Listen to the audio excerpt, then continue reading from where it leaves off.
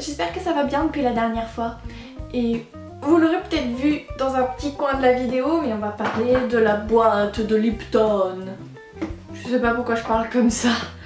Donc oui, la boîte de Lipton, je sais pas trop comment l'appeler. Elle a été faite par Kenzo. Vous aurez peut-être remarqué les petits coquelicots. Bon, on va l'ouvrir tout de suite. J'avoue que je sais pas trop quoi dire sur cette boîte. Parce que je suis toujours preneuse des assortiments. Parce que oui, c'est une boîte d'assortiment. D'assortiment d'été pyramide. Par contre, que dire, je suis un peu déçue. Oui. En même temps, je sais pas quelles attentes j'avais en particulier. Disons que le seul guide explicatif qu'on a sur les thés qui nous sont présentés, c'est ce petit carton. Donc, les thés y sont listés. Je vous mettrai la liste quelque part, ou peut-être avant la vidéo, parce que si je dois tous vous les énumérer, ça va être long. Et au dos, on a la biographie de Kenzo Takada.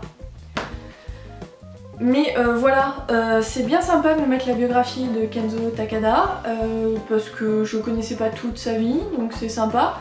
Seulement, quel est l'intérêt? Enfin, je veux dire, à moins de nous mettre un lien avec la boîte qu'il a faite pour Lipton, pourquoi est-ce qu'il nous rappelle les détails de sa vie?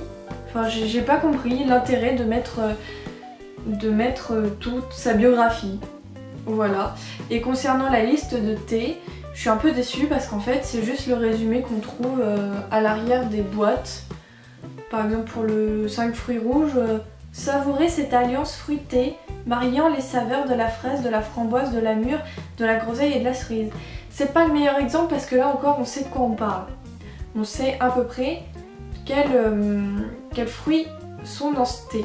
Mais par exemple le thé or, qui est le thé que j'ai vraiment beaucoup apprécié dans cette box, et je suis très contente de l'avoir découverte, découvert dans cette boîte, pardon.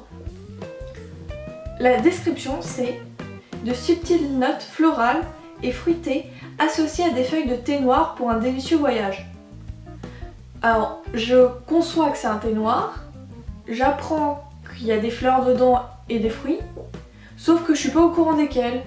Donc en fait, j'apprends absolument rien sur ce que je bois. Et voilà, je comprends pas l'intérêt de faire une boîte comme ça. En fait, c'est vraiment juste une boîte d'assortiment. Donc c'est très sympa pour le design de la boîte. Je vais vous la remontrer. Elle est vraiment très jolie, très girly. Et ils la font dans d'autres coloris et je sais pas du tout quels assortiments il y a dedans. Je pense que doit y en avoir une peut-être infusion, une qui est plus dans un autre style de thé. Il y en a une qui est bleu foncé violacé, il y en a une qui est plus dans les turquoises, vert bleu turquoise, et il y a celle-ci qui est très girly, avec vraiment le Kenzo qui a représenté.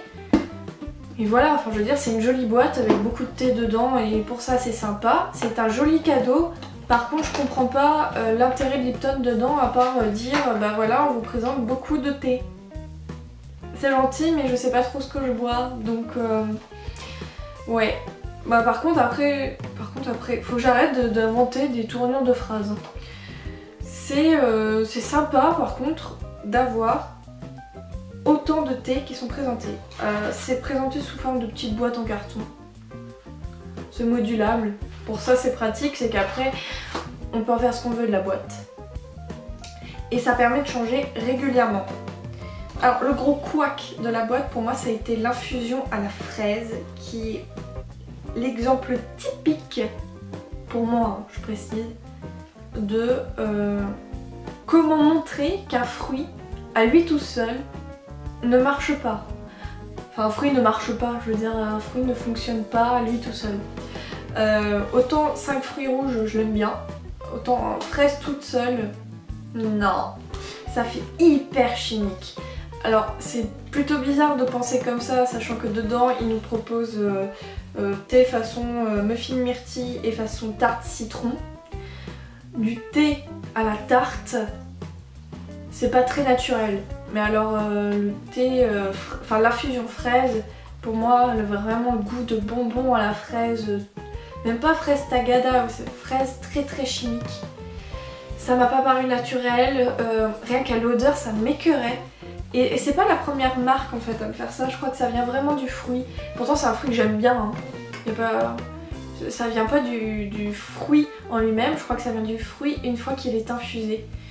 J'ai beaucoup de mal et en infusion ça marche pas du tout, hein. Tentation fraise, non, j'ai pas aimé, j'ai pas du tout aimé. En revanche, je vais quand même lui laisser sa chance pour cet été. Sous forme de thé glacé, enfin là du coup ce sera une infusion glacée. Donc je pense que j'en reparlerai, je testerai et je vous dirai si ça vaut le coup de le faire passer par cette étape là pour l'apprécier. Mais sinon, non. Et comme je vous le disais, j'ai vraiment apprécié le thé or, même si je sais pas ce qu'il y a dedans. Il reste plus beaucoup de sachets, il m'en reste que 2, je suis un petit peu triste. Donc là je pense que je vais peut-être acheter la boîte en 20 sachets. Peut-être. C'est pas sûr. Et il était très bon.